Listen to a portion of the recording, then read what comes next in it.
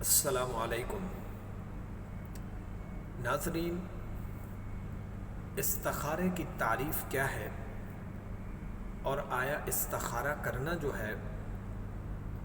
یہ جائز ہے یا نہیں، اور استخارہ کرنے کا سنت طریقہ کار کیا ہے۔ حضرت جابر رضی اللہ تعالی عنہ بیان فرماتے ہیں کہ اللہ کے رسول صلی اللہ علیہ وآلہ وسلم ہمیں استخارے کی اس طرح تربیت دیا کرتے تھے کہ جس طرح قرآن کریم کی کوئی آیت یا سورت ہمیں سکھا رہے ہوں۔ اور پھر اللہ کے رسول صلی اللہ علیہ وآلہ وسلم ارشاد فرماتے کہ جب بھی تمہیں کوئی معاملہ درپیش ہو، یا تم نے کوئی کام کرنا ہو یا سفر کرنا ہو، یا کسی کے ساتھ کوئی معاہدہ کرنا چاہ رہے ہو کسی کام کے حوالے سے، تو حضور فرماتے کہ تم پہلے جو ہے استخارہ کر لو۔ اور استخارہ کرنے کا سنت طریقہ کار کیا ہے؟ حضور فرماتے کہ بعد نماز عشاء 2 رکعت نماز نفل خالصتاً اللہ کی رضا کے لیے پڑھو استخارے کی نیت سے،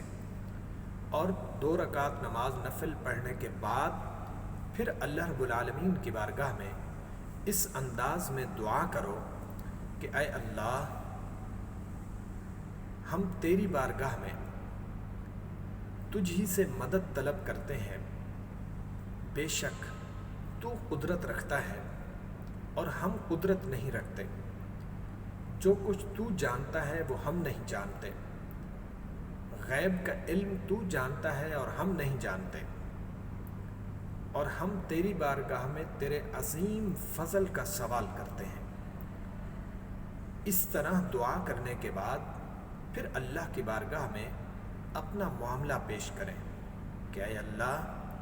میں جو یہ کام کرنا چاہ رہا ہوں یا میں یہ جو سفر کرنا چاہ رہا ہوں، اگر یہ میرے حق میں دنیا اور آخرت کے لحاظ سے میرے لیے بہتر ہے،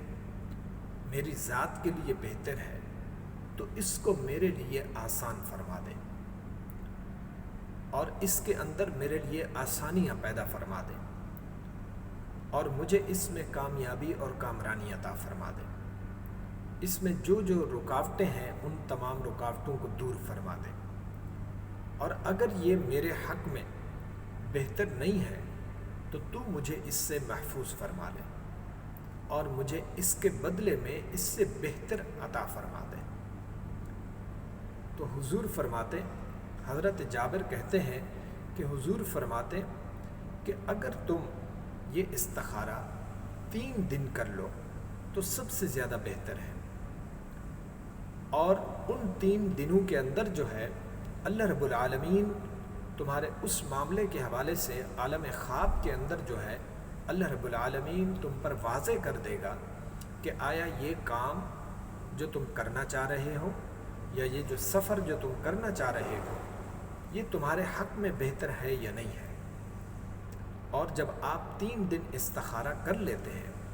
اور جب آپ کو ان 3 دنوں میں 3 راتوں میں مختلف، اگر آپ کو اس میں کوئی اشارے ملتے ہیں، مختلف آپ کو چیزیں نظر آتی ہیں، اور آپ ان کی حقیقت کو اگر نہیں سمجھ سکتے، تو پھر آپ کو چاہیے کہ آپ کسی بھی عالم دین، کسی بھی مفتی صاحب سے آپ جا کر جو ہے اپنا وہ خواب بیان کریں، وہ انشاءاللہ العزیز قرآن و حدیث کی روشنی میں آپ کی رہنمائی فرمائیں گے، اور جو آپ کے حق میں بہتر ہوگا اللہ رب العالمین یقیناً وہی آپ پر واضح فرما دے گا۔ دعا ہے کہ اللہ رب العالمین ہم سب کے تمام معاملات میں، تمام کاموں میں آسانیاں پیدا فرمائے، اور استخارہ کرنا یہ میرے آقا صلی اللہ علیہ وآلہ وسلم کا حکم بھی ہے، اور حضور کا فرمان بھی ہے، اور صحابہ کرام کا طریقہ کار بھی ہے۔ تو استخارہ کرنا جو ہے شرعی لحاظ سے جائز ہے، اس میں کوئی ممانعت نہیں ہے، بلکہ یہ افضل ہے کہ کوئی بھی کام کرنے سے پہلے انسان استخارہ کر لے، اس لیے کہ استخارے میں وہ ڈائریکٹ اللہ رب العالمین کی ذات سے مدد طلب کرتا ہے اور مشورہ طلب کرتا ہے۔ دعا ہے کہ اللہ رب العالمین ہم سب کا حامی و ناصر ہو۔ تمام ناظرین اپنی دعاؤں میں یاد رکھیے گا۔ السلام علیکم۔